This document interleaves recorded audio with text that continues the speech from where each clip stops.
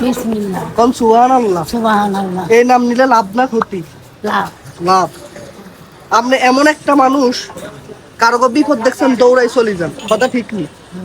কেউ যদি আপনার কাছে 50 টাকা চায় নাস্তা খানার, আপনি তারা 100 টাকা দিয়ে দেন, কথা ঠিক নেই।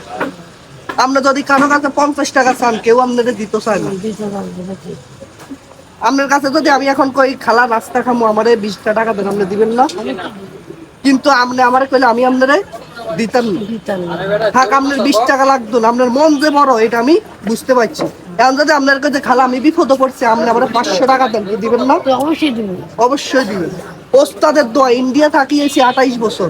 ওস্তাদে কইছে বাজান রে, তুই তো বাংলাদেশেও যাইবি, তুই রে আমি একটা গাছটা শেফা দিলাম, তুই ওইটা নিয়ে কোনো গরিব মানুষের দিয়া দিস, টাকা নিবি না, টাকা নিবি ধ্বংস হয়ে যাবি।